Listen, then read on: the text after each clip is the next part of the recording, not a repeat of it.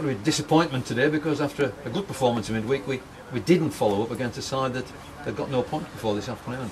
Yeah, it was a little bit of after the Lord Mayor's show, wasn't it, so to speak. I'll start by giving, this is not a cop-out, I'll start by giving Corby a little bit of credit.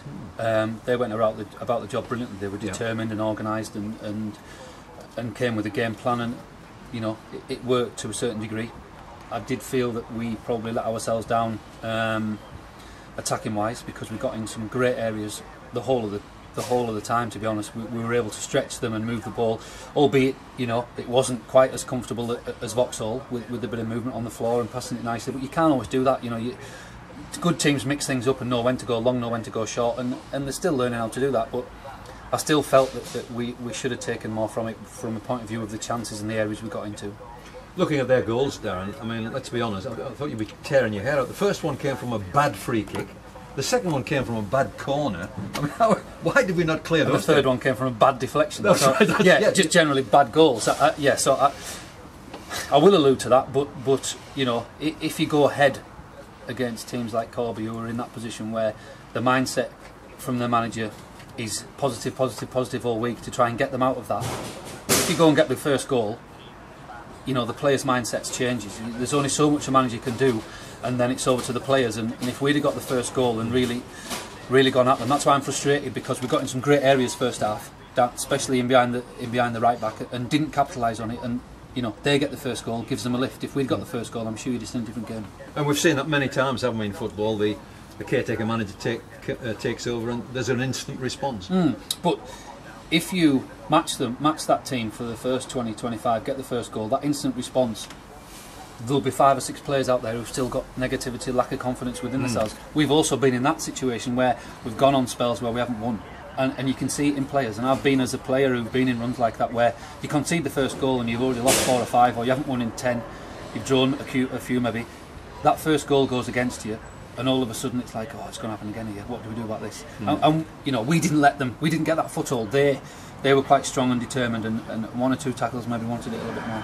And the Workington stat continues. The 2 goals both came from strikers again. That would be one positive you can take out of it. Yeah, of course. That's what you want your strikers to do, score goals. And the first goal I thought was great. Belted. You know, a wonderful cross and a great near post run and super header. So I'm just disappointed that we didn't score more, because we got in some fabulous opportunities. I think Johnny will hold his hand up and say he should have scored when it was pulled back to him. Yeah, a good save, but I think it was an opportunity to put the ball in the back of the net for him and get another one to his total.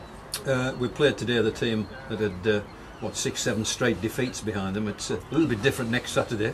7 straight wins at Brackley. A different obviously mindset when you go there, but obviously you won't really feel, you know, upset about that. You've gone there as massive underdogs and in with a chance. Well, it was like today, wasn't it? On all coupons we were the massive favourites.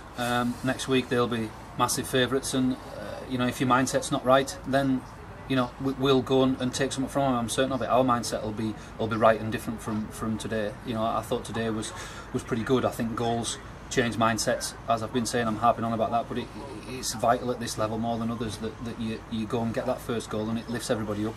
You know, 1 or 2 games this season we haven't really started until we've gone a goal behind, and then against the better teams it's too late. So we've got to be wary of that against Brackley. They are working tremendously hard. I know that 3 or 4 people I've spoke to about them, it is what everybody has stressed, is how hard they work.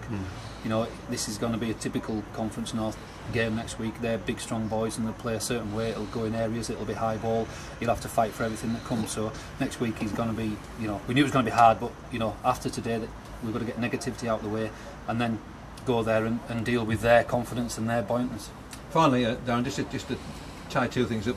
A, the loan players, and B, the injuries. I think starting with the injuries, a setback for Anthony Wright today.